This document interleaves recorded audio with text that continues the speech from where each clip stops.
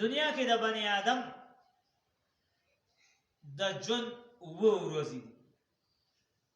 شمار کومونګه هفته اتوار پیر منګل بود جمعرات جمعه سو شوي و ورځې شو و ورځې دي دا و ورځې دي خپل د ناپوهۍ په بنیاد باندې په دې و سیزونو کې د اختشي او تباہ دا و سیزونه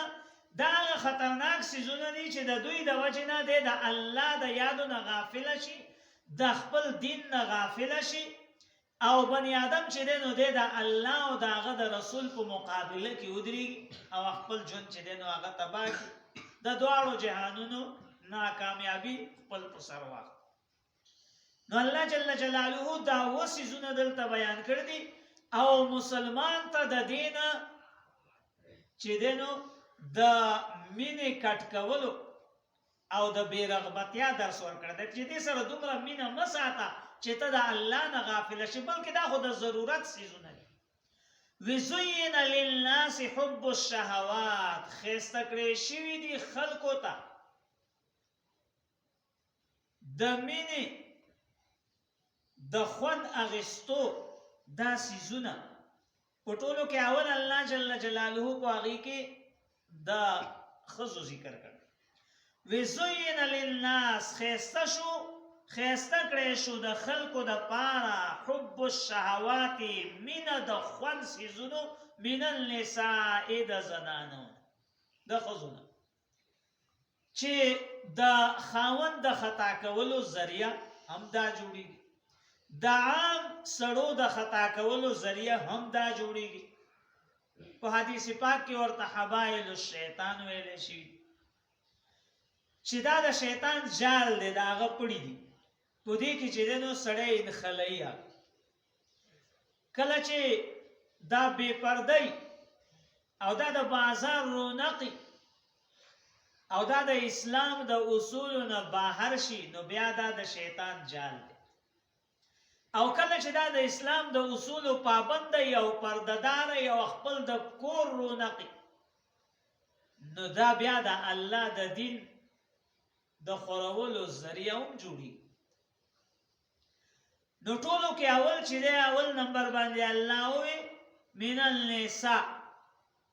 د زنانو دویم نمبر باندې ول بنین د زامنو اولاد چې اولاد په وجه باندې بنی آدم چې دی بیا د الله نه باغی شي د حلال او د حرامو تمیز نه کوي خو اولاد لبی ګټي او راوړي دا غوی خوشحالی خیال بساتي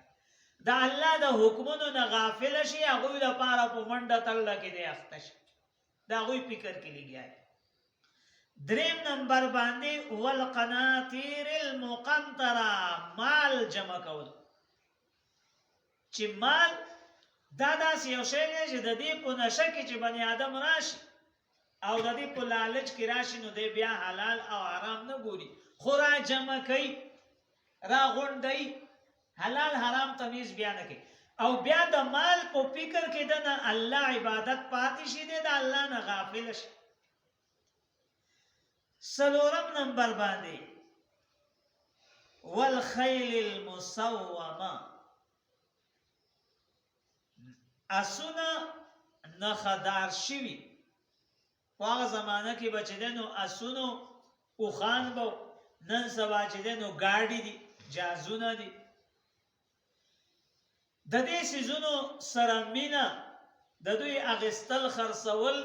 په داسې انداز کې چې دومره دننه ډونګ لاړ شي چې بیا د نه خپل رب یاد د الله یاد او د هغه عبادت دا پاتې دي نه غافل او زمونږ د غرونو او د عام خلکو په لحاظ باندې والانعام ډنګر ساوري مونږ په دغه شي کې اخته بازار خلکو سودا څه د ګاډي سره ده او زمونږ د خلکو سودا ده ډنګر او ساورو بيزو سره ده والحس او پټي زمونږ د غرونو خلکو د عام خلکو دغه کارونه او د بازار خلکو دا نور پسندیده سیزونه دي دا و سیزونه هغه دي چې د دې په بنیاد باندې بنی آدم د غافل وي د الله د یاد بیساک راشي په پټو مونږه اخته شو نو بیا مونږ ته خپل د مانځه فکر نه وي هغه سبق او هغه نفلونه او هغه نور ښه کارونه دا خو لرې کار دی خو فرض مونځ مونږ ته چې دی نو بیا د هغې احساس نه وي که آسو راغی نو بیا زمونږ دغه حل دی چې برخه کې سهار نه ماښامه پورې اخته یو خپل د فرض مونځ چې دی نو مونږ ته بیا احساس نه وي د الله نه دا څیزونه چې دی نو دا غافله کې بني آدم دیو جن الله جل جلاله دغلته کې مؤمنانو ته حکم ورکړو چې دا ستاسو د ضرورت څیزونه دي خو ګوره دومره مینه به ورسره نه کوئ چې د الله د یادو نه غافله شئ